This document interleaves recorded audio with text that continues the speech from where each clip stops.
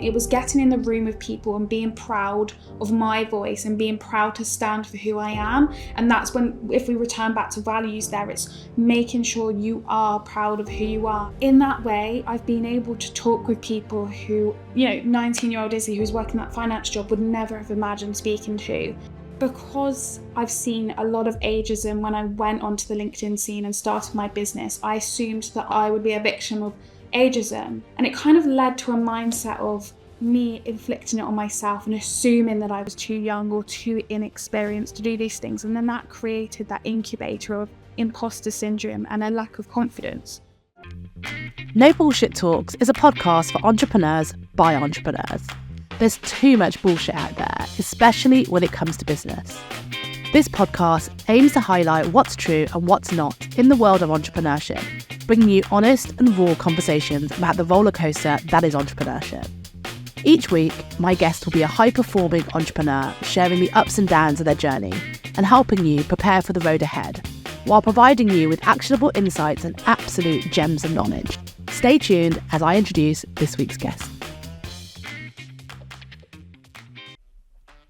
Izzy Pryor is the founder of Spark Social Media and is a personal brand builder for purpose-led individuals. She's an official LinkedIn top voice and one of the leading authorities in the world of personal branding. She's on a mission to show that age doesn't always matter and how we can escape the stereotypes of our generation. I present to you this week's guest, Izzy Pryor. Welcome, Izzy, to No Bullshit Talks. Hello, I am so glad to be here. For the second time, because Yeah. The first one had a bit of drama. I've been sharing all the kind of mishaps about the podcast and filming and just business in general, right? Because things don't always go perfectly, even if it seems like it does online. Very true. I feel you on that, definitely. So do you want to tell the audience first a bit about who you are, what you do, and because there may be some people who don't know who you are, although I feel like you're got quite the personal brand, which we'll come to, obviously, but do you want to tell people what you do? Yeah, sure. So I'm Izzy Pryor. I'm 23 years old. Had to think there how old I am. You should not be losing your memory at 23. I had a personal branding agency. However, at the start of 2024, I moved back into freelancer status, sort of that solopreneur. I hate the term, that solopreneur route. And now I work with startup brands on their branding and social strategy. How I've come to this 3 years down the line, the business has been going, absolutely loving it. And in the process, I've grown a brand to about 73,000 followers. So not doing too shabby there. 73,000 followers. I mean, so you mentioned that as an accolade. I'm not saying it's not, No. but what do we feel about that? Because I feel like there is so much emphasis in this world on followers, and it's almost directly equivalent to your self-worth. And I've even seen companies hire people based on the number of followers they've got. Like, what are your thoughts on that? It's interesting because now you're making me overthink. Sorry. Why on earth did I say that as part of my introduction? There's a lot more to me. But yeah, I think with how especially LinkedIn has moved over the last 18 months, we're seeing the rise of these top creators, 100,000 followers to 400,000 followers, and prizing them as godsends, celebrities almost. And there are so many impactful and unimaginable creators, business owners, really great individuals who have 2,000 followers or maybe not even 10,000 followers, and because they haven't invested or had time to even invest into the content space, their voice isn't treated as gospel, or their advice isn't seen so Authoritative. Yeah, exactly, because they haven't got the followers. It ultimately has turned into a game. And I'm quite grateful the fact that my LinkedIn journey has grown very gradually over the years. I haven't suddenly gone from 0 to 70, boom. 3 years it's taken to get this. It's been a linear journey. Yes, I think last year we had a really big boom in content creation and I went viral a couple of times, but that doesn't mean that it impacted my business any more or any less. How people assumed me, how people spoke to me changed massively. And that was really weird to see. People coming up to you at events going, I follow your content. Like, I'm not exactly getting an autograph here, but having that at this age, it's a little bit uncomfortable. I'm not a celebrity. I'm an ordinary person who managed to, find a shortcut as such in the social media space and worked really hard in networking and my own marketing to get where I am. But it doesn't mean I'm a celebrity or some person you should idolise because they've got a certain amount of followers. It's interesting you say that. I think a lot of people will idolise you and definitely do. But even I've had that at events and people come up to me and go, oh my God, I love your LinkedIn content. I have 16,000 followers, so I don't have anywhere near as many as you, but they show up on the feeds of those who actually do listen, which I think I value more than another 100,000 followers. But I think, like you said, you're now questioning yourself as to why you said it in your intro, which is interesting. But it shows you that, I guess, society has made like us all kind of think of followers and as a way of determining whether we're successful or authoritative, like you said. But that is your industry too. That's what you do. You help craft brands for people. And you mentioned now these top creators and things have all changed. Like, what has changed over the last couple of years, and why do you think like people are turning to places like LinkedIn to craft this personal brand? I'd say 4 or 5 years ago, engagement pods, which are, whether it's a third-party tool, I'm not going to list them out because I'm not going to give them the plug. Not giving them any credit. But there's third-party tools you could very easily search on Google and pay, $20 a month, perhaps pay $5 or even hundreds of dollars, pounds, whatever your currency, and have your post displayed. Now people are trying to hack the algorithm and assume likes and engagement equals that status, that more engagement equals more eyes equals transactions. And I think it's really important that we correct this idea that that's not happening. But these were a thing 4 or 5 years ago, and very much in America, big pod groups. You can now check out these profiles of people who were using pods back then. Their spend went and their engagement went, and now they're getting 40, 50 likes whilst having thousands and thousands, hundreds of thousands of followers. Very easy to see people who used pods back in the day. The organic space surged a lot, especially in the UK over these last 2 years, and pods went quiet. We didn't really talk about them much. They were still a thing for some groups of creators, and we just assumed that the people that went from 20,000 to 100,000 were doing it organically. And at the beginning of this year and maybe midway through last year, a lot of people caught out. There are some people who are becoming detectives over LinkedIn and pointing out your favourite creator is not who they say they are. They're selling a LinkedIn course. They're selling a bootcamp. They're selling, 6 weeks to master 100k followers. Yet they're not even practicing what they're preaching. They are using distribution channels to get that engagement, to get thousands of likes. They are in WhatsApp group chats with 50 other creators who are all posting very similar content. They are taking over the algorithm by deciphering the trends in these WhatsApp groups. So you go onto LinkedIn today and see, your whole timeline is about perhaps maybe the work from home, remote versus workplace debate.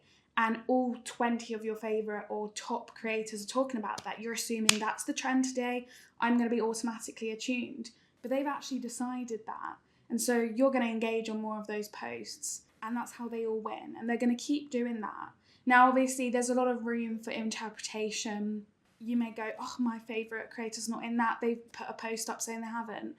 But there are a lot of things going on behind the scenes that are making people a lot more fearful of. For me, I've had to put multiple posts up saying that I'm not in a pod. I've never been in one. I don't want to be in one. I've rejected invitations. But why is it that because I have a higher following, I have to put out a disclaimer, no, I'm not part of this? Oh my God, I feel for you. And as you know, I am always trying to call out the bullshit. And there is so much bullshit on LinkedIn at the moment. So much so that it's becoming depressing for other people. And I actually feel sorry for LinkedIn because there's not a lot they can do about it. They can try and ban these pods, but like you said, people are creating their own little WhatsApp groups, and there's nothing wrong with that according to these creators, because they're saying, oh, we're all just a bunch of people who support each other and just like and comment on each other's posts. But when you orchestrate it, there's a big difference.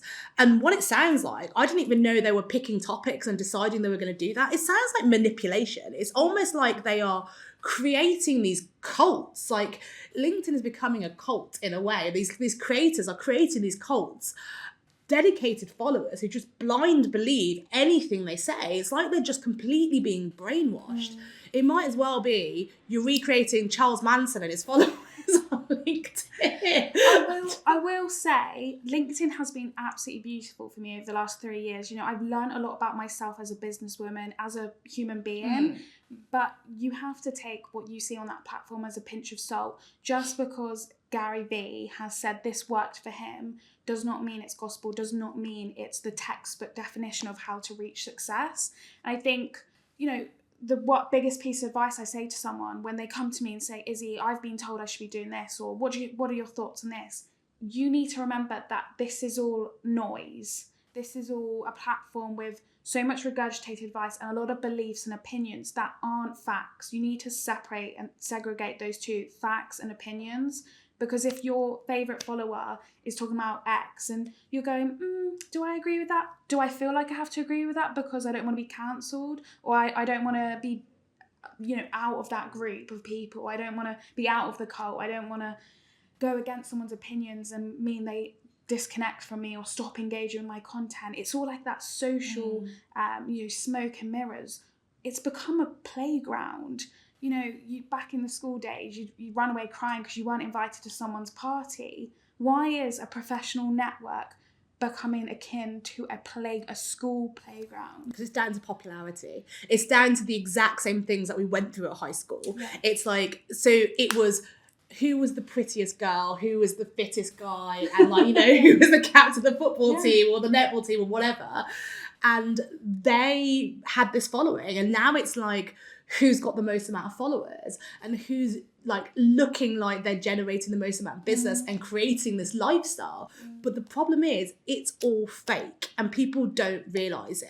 And it's dangerous. You mentioned Gary Vee, and at least he's got kudos behind him. He's got years of like established business success. How much of it is exaggerated, I do not know, but he does this on every platform. And I feel like he's done really well on YouTube and Instagram and everything. It's not just LinkedIn. But I do want to come back to LinkedIn for a little bit because like you said, you've had amazing success on LinkedIn. I actually personally love LinkedIn. I think it's my favourite network by a long, long way. And that's why I get so annoyed that people are polluting it because they are ruining it, what could be a beautiful place. I've met so many great people, clients, friends. Like, we first connected on LinkedIn. You wouldn't be here today without LinkedIn. And actually, half of my guests are the same. All my TEDx speakers are from LinkedIn. Like, it's that beautiful connection. And I love it. And I learn so much. But then I get so annoyed with these people abusing the system and just, like you said, the generic, regurgitated crap that's on there. So I want to help other people because so many people come to me and go, how do you get good engagement on your posts? How do you, like, you know, consistently get people showing up on your posts? And you do get consistent people. And I'd say that I get a lot of consistency, but then I do get posts that tank, but people don't see those and they think that all of my posts are consistent because they only see the good ones. But I think that also comes down to whether you use pods or not, because like you said, if you use pods, it's going to drop at some point, unless it becomes a very expensive game for you and you're doing it for the rest of your life. How do we help people who are comparing themselves naturally to these creators? Because now it's got, even I naturally do it and I get depressed because I'm looking at it and like, this person posted 3 minutes ago and they've got like 1,500 likes and it's impossible. It's like, it doesn't work. But if you think about it for a second, but even I find myself in that paranoia trap where I'm like, oh my God, they're doing this and the content isn't that good. And you look at it, you try to replicate it, and it's a spiral of just toxicity. How do you advise people who are trying to create content on LinkedIn and to stay away from all this? It's interesting because there are a couple of things that I want to pick up from what you said there. The comparison. if you are someone who hasn't been, I know you've been in social media for the last 10 plus years, so writing content, having that marketing angle is going to be an advantage that you have over perhaps someone who, they're a business coach or they're a speaking coach or whatever their sector is.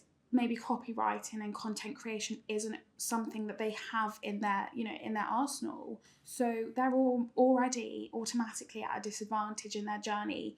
When you've got the big creators who are CEOs of companies, marketers, LinkedIn agencies, personal branding agencies, I have an advantage myself being very much in the creative space. I started in social media marketing and graphic design. Then I moved over to storytelling and ghostwriting, copywriting, and now I'm back in brand strategy, graphic design, social strategy. It's constantly being creative for me. I'm at an advantage of being able to take 10 minutes out and write a post that will get reasonably good amount of engagement. Whereas Sally down the road, who's a business coach, and she's got 13 calls a week, 1 hour calls, executive coaching calls, and she can only squeeze in her LinkedIn into 1 to 2 hours in that week.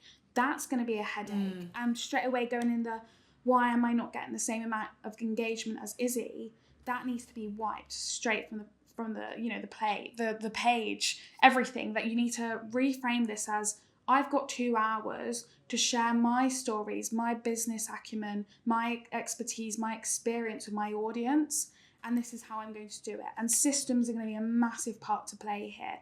Making sure you block out that time slot so that you don't sacrifice on your marketing that week. Making sure you've got a bank, whether it be a Notion page, a Google document, even the notes on your phone. I still use it, and I've got that. I'm putting out this much content repeatedly.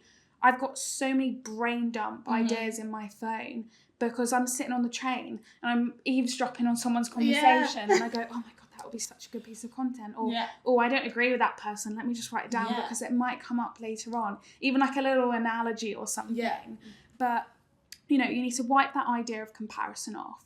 And then also the other thing you mentioned that was replicating the top creators' content. Now a lot of them are repurposing content from two years ago or so that worked well for them, and then they go viral again. And it's very much using very similar frameworks that they've been associated with, whether it be bullet points or graphic design or carousels or certain hooks. Their audience, as it's grown, has associated a certain style of writing with who they are.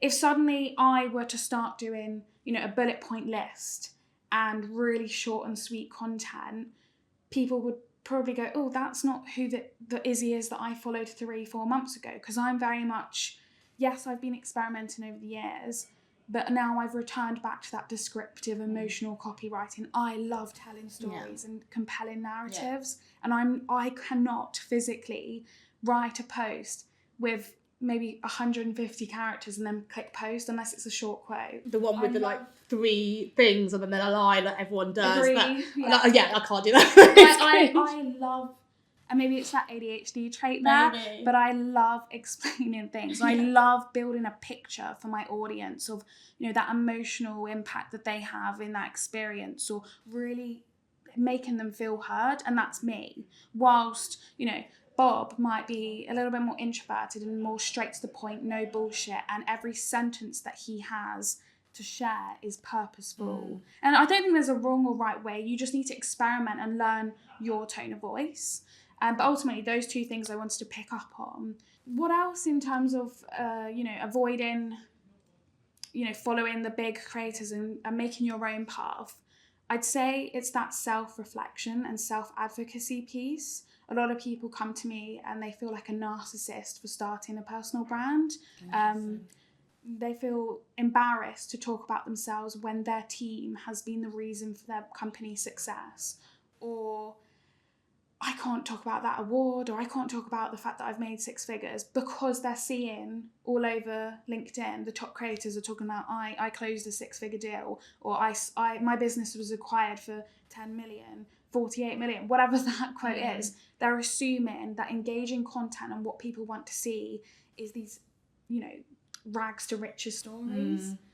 So it's reframing that narcissistic angle as this is self-advocacy for yourself. This is another marketing tool for you as a founder, for your career path, for your business, for people, how they perceive you. If you're a speaker, you're just sitting on the sidelines of your business, you need to see your stories as something that's more transactional. Your stories are a currency in this day, because they're the difference between someone making a decision to work with you and going with another agency or another keynote speaker or another business coach. Yeah, I think you've mentioned storytelling, which is so important. I've been having so many questions, like conversations about storytelling just this week alone, and I've just been reading, have you read Kindra Hall's Stories That Stick book as well? She's a professional storyteller. It's interesting. No, I haven't. Okay. I'd recommend it as well. That's a great book. It's nothing, again, all these books, there's nothing new. It's just that she's driving it home, and even I'm listening to it thinking, yes, I need to craft a proper story. Like, I like telling stories, but I don't realise I'm even telling stories. No. I'm just,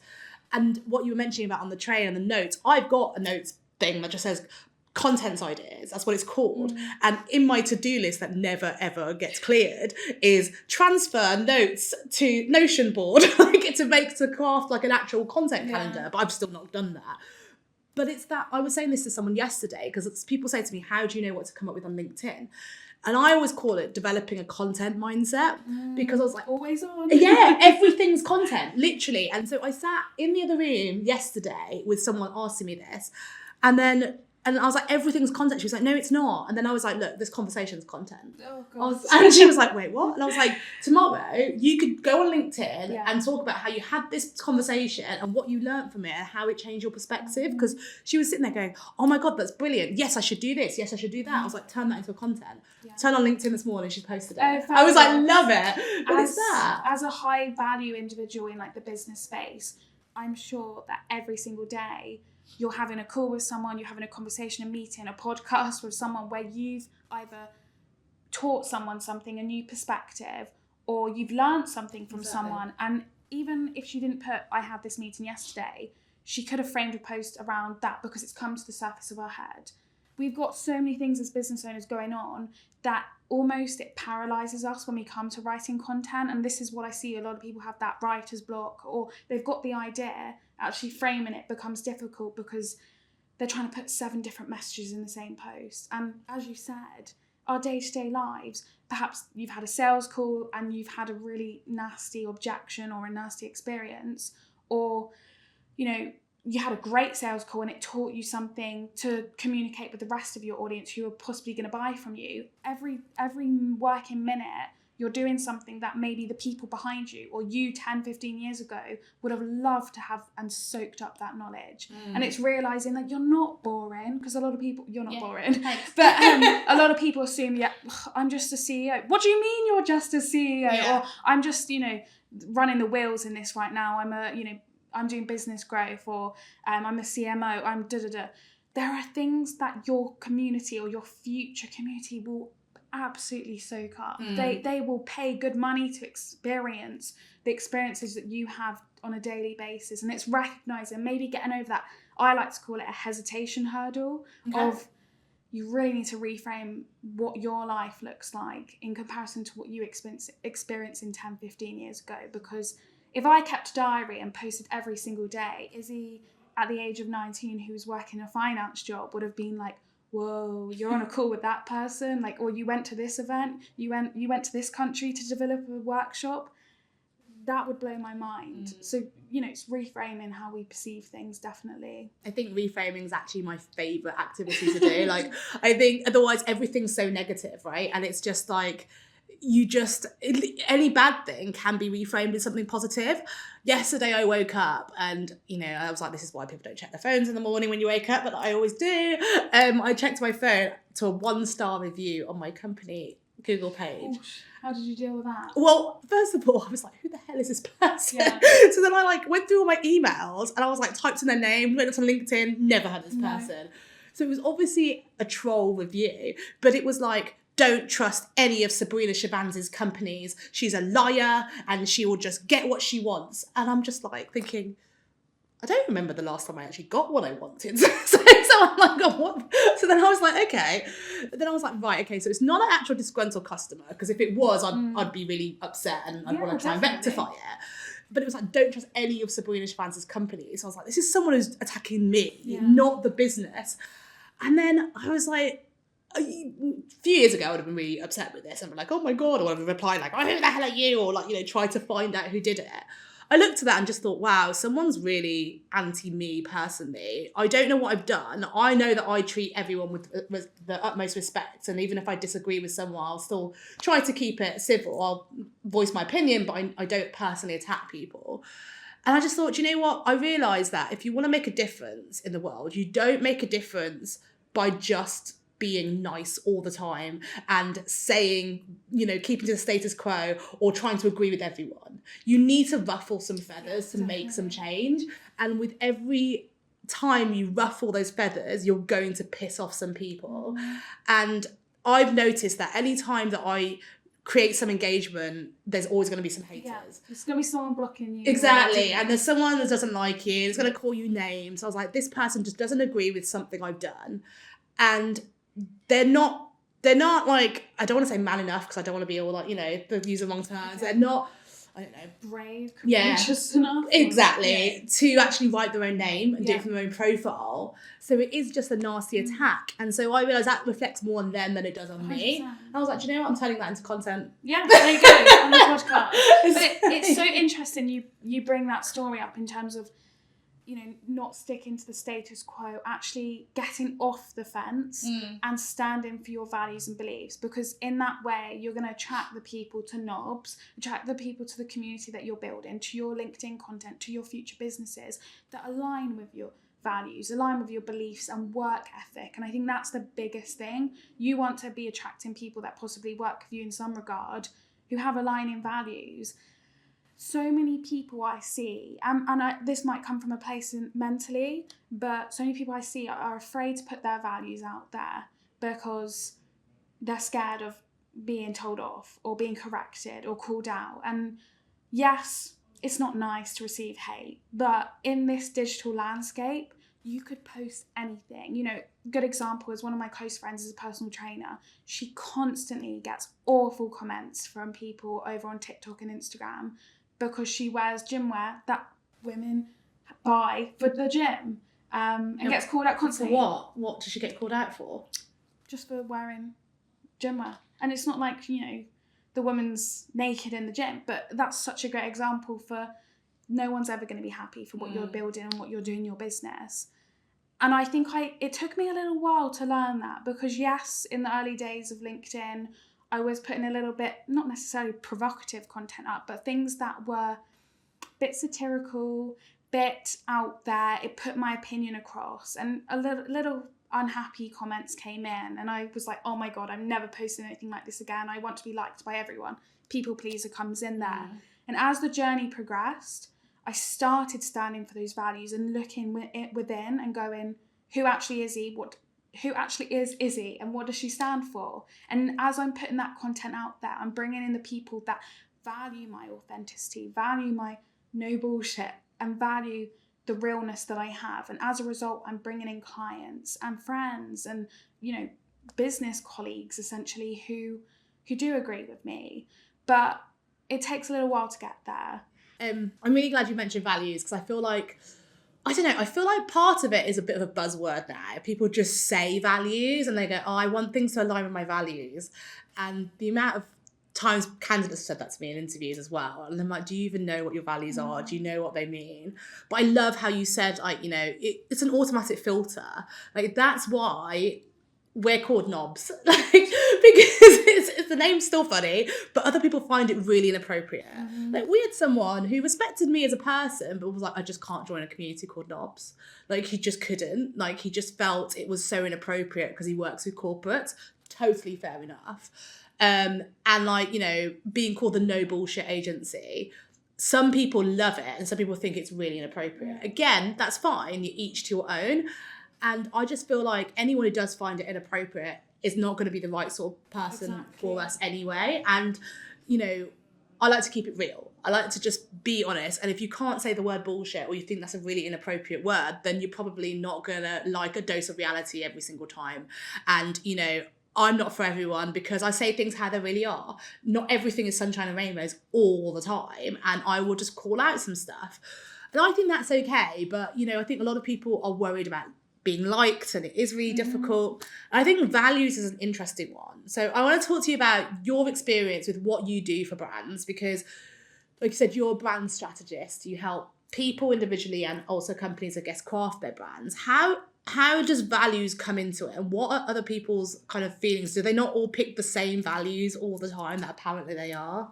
It's interesting because across some various startups that I'm working with right now, there are specific values that repeat, but also when it comes down to those discussions and calls, it's we have to be like this because our competitors been like this, or the industry looks like this, therefore that's the foundation, that's the baseline we've got to follow.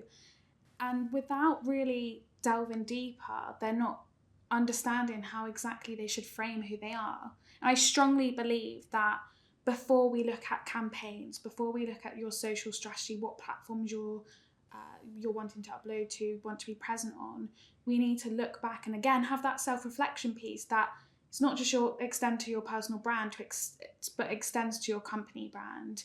And when we delve deeper and look at what actually is the mission of this company, that mission statement speaks to so many more things, and your personality traits, your tone of voice, your values, all are the foundation of what your brand will eventually turn into and the impact that it creates. Whether you're in the social impact space, you're an agency, you're a product-based business, how you communicate to your audience is so important. I think that's beyond some great graphic design or great headshots or, you know, that viral template that you're following. It's how someone feels and that experience they have when they go to your website, when they react to your content, or even like the customer service that a customer has with that business. How do they feel? What does the experience look like? So when we tap into those values, you know, some to throw around, it's that, if it's a Gen Z company, it's that playfulness, it's that quirk, the abstract, but also maybe there's a little bit of knowledge and education in there, because that's a massive part of stepping out on socials nowadays. It's not just memes and GIFs and trying to go viral for viral sake, but actually having an impact on your audience and making that experience better. A lot of people jump straight into the social and not really looking at their why or the purpose behind it. So one of the first sessions I have with people when we look at that brand strategy is, what exactly do you want your audience to feel, and how do you want to be remembered by them when it's that buying process, that onboarding, you know, leaving a shop, all those things. I think that's the feeling is the most important thing. Yeah. I'm so glad you said that, because I've been doing branding for several years, and I tried to explain to them that your brand is not your logo. Yeah. It's not the fact that you have this Pantone colour and you use this font in your headings and how important that is. It is the feeling, because if you think about all the top brands in the world, can you name any of their values? Like, most of them you can't. Like, take Nike, one of the most popular brands in the world. If I were to list their values, I don't think I could actually list their values exactly, but I could tell you how Nike comes across and you know, the sort of brand they are. Obviously their tagline everyone knows, and their logo that people know is iconic, but it's like they are associated with the best athletes in the world. Mm-hmm. So it's like they are clearly associated with quality and, you know, high performance and, you know, the absolute skill, kudos, but determination, grit, like hard work, all of that is quite clear in who the Nike ambassadors are. Same as like Apple. Everyone loves Apple, and the amount of times that people go, I want a website like Apple, and it's just ridiculous. And again, we know think different, but again, how many people can relay their values? But we can tell you that we were just talking about, you know, you transitioning from Windows to Apple, but, you know, like I was saying that I think the way that Apple makes people feel, like Apple don't necessarily have superior products per se, but people will be completely loyal to the brand just for like ease and like, you know, the slick and like the design and like all of that sort of stuff. So for me, that feeling is absolutely everything. 100%. And how do you create that though is a different thing. And I think that's why you have to be so authentic. And I think there's one thing with a company, But then what about the people that you work with? Because I feel like a lot of people listening to this are going to be people who are thinking about their personal brand. And like we said at the beginning of this episode, like LinkedIn's a big place for it, but obviously depending on what platform, Instagram might be right for you, Twitter, like wherever you are showing up. And remember, personal branding is not necessarily just the social media, but obviously that's where a lot of content is. Like how can an individual show their values without being like, I am brave, I am authentic, and like, you know, all that sort of stuff? So it's really interesting you say that. I actually put a post the other day, and the hook was, I'm doing this business thing wrong. And I know I'm not doing this business thing wrong, but it was a little bit of a quirky clickbait hook, because I am doing business different to a lot of what the business gurus, especially top creators who are business coaches out there, are suggesting and giving that unsolicited advice through their listicles and videos and YouTube videos. I don't have cookie cutter approach sales calls with people, completely non-salesy, because the sort of work I do, personal branding, brand strategy, is getting to know someone's mission, understanding them and giving them an ear, because the first thing they want to have as an experience with me is being able to trust me. Over the years of working with people's personal brands, I have calls with people where they're in tears, where they're going through a really hard time personally, professionally, struggling to close that round. So many hardships, which is, factual in this entrepreneurial journey for everyone. They want to be on a call every 2 weeks, having that hour, looking at their personal brand strategy, building themselves up, and feel like they actually trust someone. If you've got the first experience with me is me going, I've listened to everything you've said, here are your pain points, here's my solution. There's no warmth, there's no rapport built. And this goes beyond the sales call. It's that onboarding process. It's, having conversations as if I'm someone sitting on your shoulder helping you with that content brain we went back to earlier, of always having that content switch on and being able to make sure that your reputation is upheld without sacrificing, with vulnerability. And I think, again, another buzzword is that authenticity. What even truly is authenticity when everything that we post is so fabricated to make sure that it matches the algorithm, the hook is short enough so it captures enough eyeballs and makes people read on. We're getting professional photo shoots with, acne and blemishes blurred. Authenticity can be broken down into actual authenticity and performative authenticity. And I don't want to go into that conversation too long because I could sit here for hours with you, Sabrina. But, there's a lot that comes back to our values. And I think instead of writing out of a list and say, I'm congruent, I'm consistent, I am independent, I am all these sort of things, you need to work out what exactly your work ethic is and how well you merge with people, whether it's your stakeholders, investors, employees. That needs to demonstrate through your content, through your actions. And I think, a great quote that I read, which is actually more reference towards relationships, is, who we are isn't how we feel about people, it's how we behave towards people. And I think that continues in this conversation here of your values aren't through a list of how you demonstrate, I'm a great boss because I speak to my team XYZ. It's I allowed my team to do this, or, I suppose that's not the best example because it's coming from a place of vanity sometimes, but when you're telling people about your culture, the values of the company, the values of yourself, the values of your team are all placed into this one post or one conversation or this website page. No, I get what you mean. And I think it's still a good example. Like I see people going, I've seen that, I'm a great leader, I'm a great boss because of X, Y, Z. And I'm like, that's a PR stunt. Like you're saying that and you're saying you're doing those things, but are you really? Whereas if you're just posting stuff about things naturally that's happening, you're already explaining your culture without blatantly explaining those things. So I feel like it's really, I think it's great. I think you go back to the trust thing, because trust is so important for every relationship, business relationship, personal, whether you're looking for a client or a colleague or anything. Trust is of the utmost importance. But I'd love to find out how you've dealt with that in what you do. bearing in mind you're 23 years old, right? And I know that people are ageist and they're going to be like, Izzy, you're 23. What the bleep do you know about anything, like whether it's personal branding? And okay, Gen Z have a good rep for social media knowledge, but what do you know about strategy, branding, like business, any of that sort of stuff? You must get that like a lot. And how are you navigating being this position of authority considering you're just 23 years old? There's a couple of things there that it comes down to. Now, when I stepped out of my first job, it was a corporate job in my very small hometown. I wasn't well networked. I didn't have contacts because I wasn't in a big city. I had to go out there and prove myself and prove my identity and persona out to people in the world of LinkedIn. Yes, I made mistakes initially. I think I went viral over a post talking about burnout, which makes me cringe talking about it now. But it's all part of the journey. It all makes up who we are.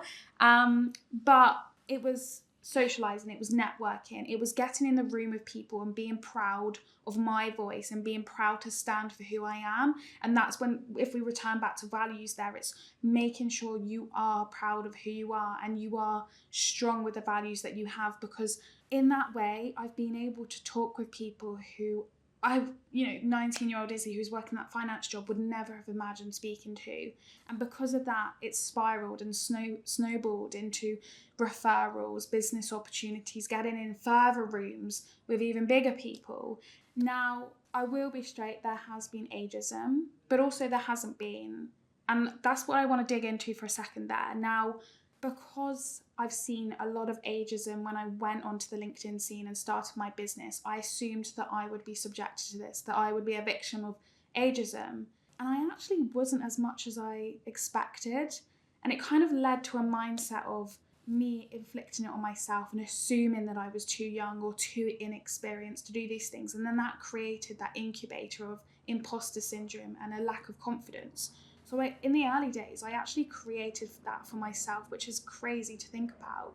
But secondly, a lot of the clients that I've worked with have seen my personal branding content. They've seen the case studies, they've seen the results that I've created with people, and they've looked beyond age. And I don't put on my social media anyway. I think around my birthday, you talk about it's your birthday, but I haven't got on my bios my age because it's irrelevant at this stage. Whether you're buying from someone who's 50-year-olds or 25 years old, you should be looking at their personal brand from a place of, can they do the job? Do I like them? And that values conversation comes back to us of, would I work well with them? Is their work ethic mirrored in my own work ethic? Can they actually achieve this result for me? And I think age becomes not even a priority at that point. And maybe that's because I've attracted the right audience. I've attracted people that don't see that.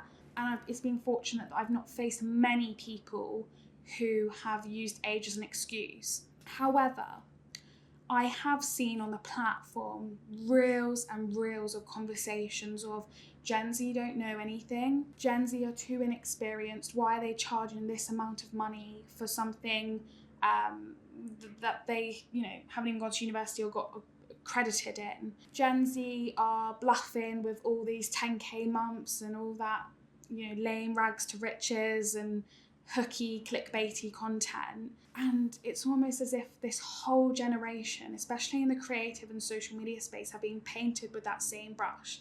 Now, as someone who's in personal branding and a young entrepreneur in their early 20s, I've been unlucky to be painted with that brush because it's not just one, but it's two demographics of people that are told to stay away from in the social media space.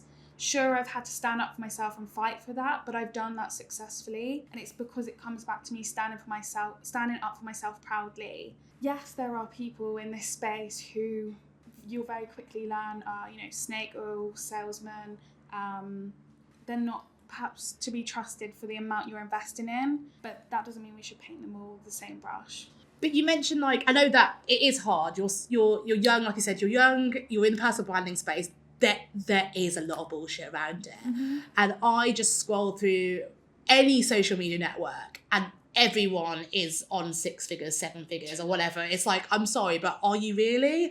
And there's no proof for it. And like you said, there are people like that. How do we determine who's telling the truth and who's not? Because like you said, there's these pods and they're all in it together, and all the ones, and we've discussed this, like, off the record, not naming all the names, but we know who's in these pods. And they're people who are used to respect, people who actually are legitimate as well, have great careers, great, like, experience. They don't need to do it, but they are so sucked in by this desperate, like, need for fame and social validation that they're joining these pods. But how do we know who's actually worthwhile? Because some of these people, they are charging, like, $1,000 an hour for their consultation, claiming that they, you know, done this personal branding and they've got to 0 to whatever 1,000 followers in such X amount of time. And people be like, oh, wow, this person really knows what they're doing. But they don't know that they've bought all their followers, they're in engagement pods, everything they do is fake, they're AI copy, and it's all just, none of it's real. No.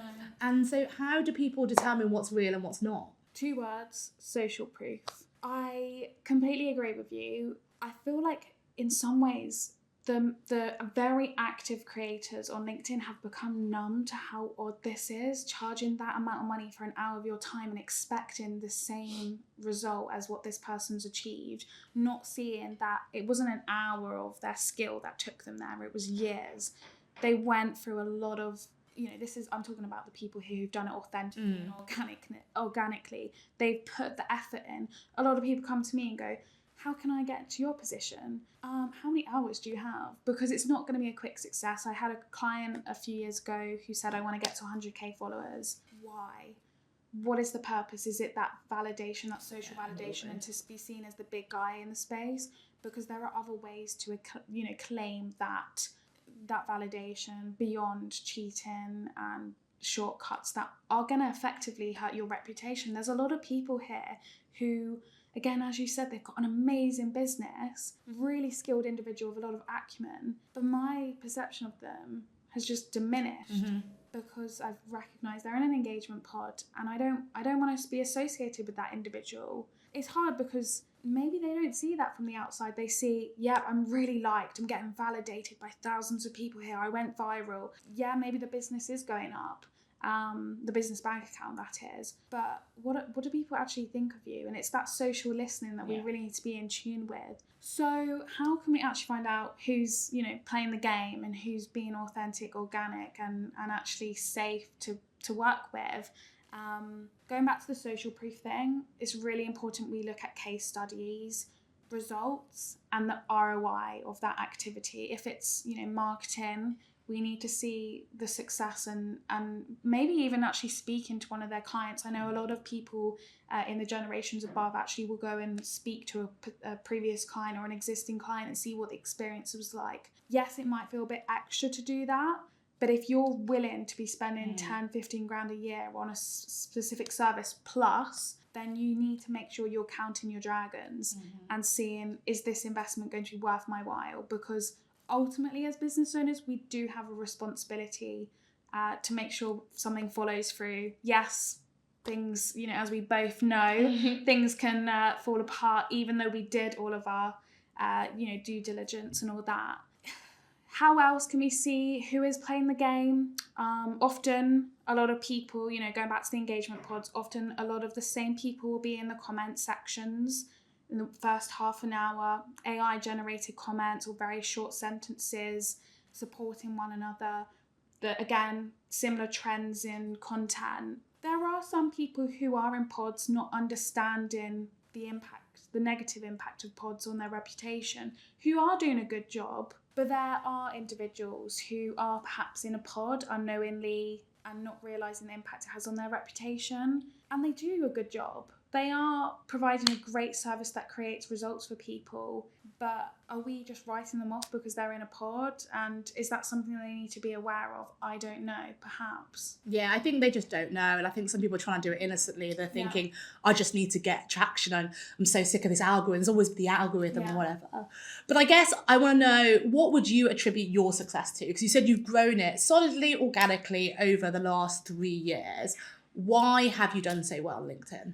again, I've had that advantage of being a creative. I think my traits of empathy and creativity are far beyond what a textbook can teach you. And I think, they're even doing university courses now on how to be an influencer. Oh my God. I know.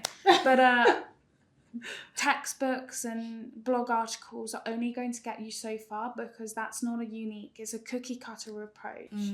So you need to obviously delve deeper and understand who you are, what advantages you have, and use them. If you have a marketing budget to be able to spend on maybe a VA working with you, a podcast studio, I think video is going to be massive in this next year, and high quality content. The barrier to entry is low in personal branding, but the barrier to success is high. And quality conversations, having, corporate responsibility is going to be massive. I think in the same way we audit businesses nowadays on what are they doing to help the world, that's going to be playing a part on people.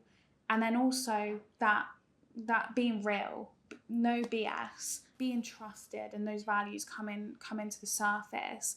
For me, what worked was I did have that advantage of being a creative. I also had time early on in my journey to be networking, to get in those rooms. I think if you see personal branding as beyond a digital personal brand and more of a holistic brand of going networking, being in those in-person communities, showing face and showing up to places and getting to know people on a more trusted level, they'll come across you on your social media channels and go, I really vibed with Sabrina and I'm going to engage with her because I like this post, it's relevant to how I feel at the moment. I like the woman that I met the other evening and I want to support her. And when you have that bubble of people who you get along with, and not because you're in an engagement group, but because you vibe with them, you will see that surge. But beyond that, on the digital landscape, I think the quality content is going to be really important. It was for me. I made mistakes, and maybe my account could be in the 100 plus if I was more consistent, because I went traveling for 6 months and my engagement and my content went. So it's experimenting, and it's doing it and returning to your why constantly, because there are going to be months where you're like, God, I can't be bothered. There's going to be times where you don't want to be posting, and far from it, and maybe your pipeline's full, so let's suck off personal branding and my marketing for a while. But that's going to be so important, because it's it's an evergreen thing. I want to talk about your cringy post that you said that went viral about burnout. Because I don't know if I saw. Maybe I did. Maybe I was one of the angry people on it. What was that? Okay, so 2022. I feel like it was longer ago. That's embarrassing. It was only 2 years ago. I was severely undervaluing and undercharging my services. This was back when I was doing social media management. I had about 25 clients. No freelancers, no VAs, just doing graphic design, social media management and videography for people across so many different industries. And I didn't understand, because I was so new to the business space. I didn't have a business coach. I didn't have the LinkedIn knowledge or the business etiquette that I know now of when you scale, or when you have this many people, you start to delegate rather than, more money, let's take it all in. So it was pretty poor, naive mentality for me. But we've all been there. Yeah, exactly. So I had 25 clients. I don't even think I had a scheduling tool back then. So Izzy was up till 3 a.m. every night. My eye was twitching. I was going to bed with my laptop. I had a very poor social life. And I turn up to, social things like birthdays and things where I kind of had to show face, and people were like, you look so ill, you look tired. And I was really, I won't say pull the depression card, but I was really in a bad headspace. My mentality was poor, and I thought, this is business, like this is normal, because the gurus and the hustle bros and the hustlers on LinkedIn and Twitter tell me that this is the route, because you'll reach success one day by putting in these raps. So I put up a post. I was on a train to Guildford down in Surrey, and I took a selfie, and I was so tired, and I did a real raw post, because yes, authenticity was my value, but I didn't recognise the impact that this post was going to have. In a few hours, it reached over 100,000 people, and in the space of 24 hours, 1.6 million people saw that post. Hundreds hundreds of comments going, you know, snowflake generation, like a lot of rude comments, but also if I were to look back on that post now, I'd probably agree with some of those comments. But in the moment, I felt so attacked as a 21-year-old.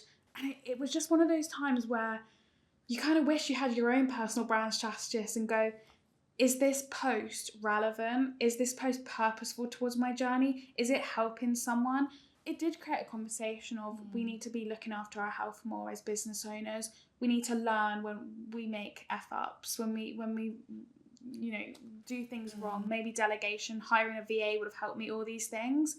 But it created a conversation. I'm glad that did. But the amount of shit that I got after that, not amazing. And it's not my proudest post, you know. It didn't create business. Instead, it actually probably told some of my existing clients, like, Izzy's struggling. Like, is she going to be able to support me this month? A lot of kind people offering, like, coaching, you know, mindfulness therapy off their backs, but it returns to that question, like making sure our content really, yes, we can be vulnerable, but really vibes with our purpose and objectives with marketing. There was so much there, which was amazing. Like, honestly, but do you know what?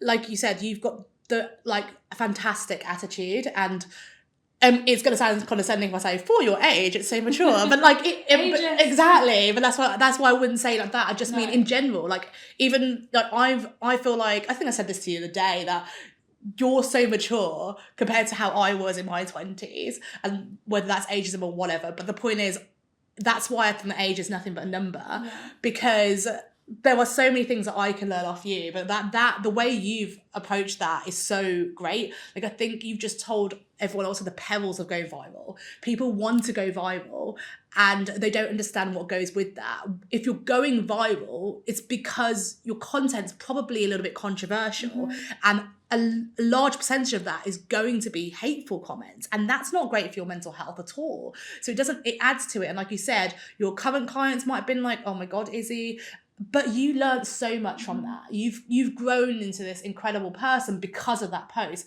Whether you see that as a mistake, a stepping stone on your journey, an actual revelatory moment, whatever you see it as, you can't regret that moment, because, you know, it's turned you to who you are now.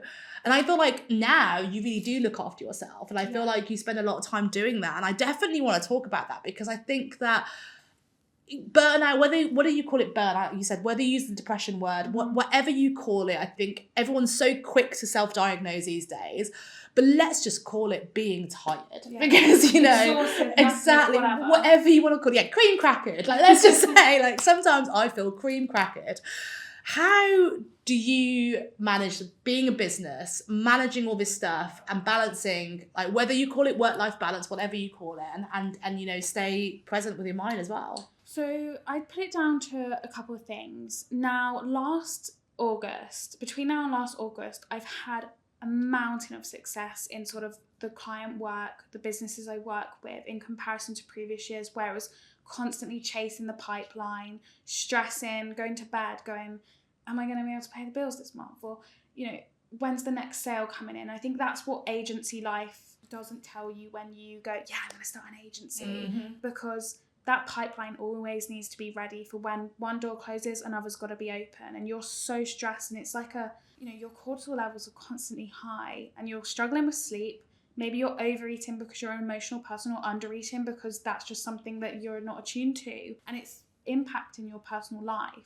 So yes, last September, August time, I hired an accountability coach, and as someone with ADHD and neurodivergent traits, executive function hasn't always been on my strong point. Understanding that from sort of my education days, first initial job, and rather than using that as an excuse for perhaps not facing obstacles as easily, I had to find a solution. And for the last 8 to 9 months, working with an accountability coach has helped me eat those typical frogs in our week, reframe my perspective on things, but also incorporate more personal habits into my schedule. And that comes down to a work-life integration, not a work-life balance, because I feel like so many people go, yeah, work-life balance is so important.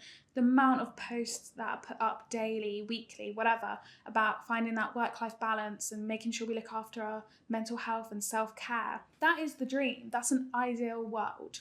But we're not living in our dream world, are we? We need to find something that integrates with how busy we are in our business, especially for like CEOs and big agency owners and people who run a team like yourself. I'm fortunate that I don't run a team, but it's very unlikely you're going to find work-life balance when you've got 10 plus employees and you're managing 10 other projects. And when you get home at night, you're not going to stick on Netflix and your work brain's not going to be off just as much as your content brain never switches off. So finding habits that work in my personal life and bleed into my professional life has really helped. You know, I'm making sure I'm getting 10k steps a day. It's the small things, but you know, that's an hour and a half of walking. Do you have that time? A lot of people don't. And there are ways, you've got to look at ways and systems of incorporating that. Reading, meditation, visualization, all of these small things that maybe take 10, 15 minutes have had huge impacts on how I turn up to sales calls. Going and sit on a panel or a podcast like this has massively helped with those actions. So another thing that's massively helped me with sort of managing my lifestyle has been boundary setting.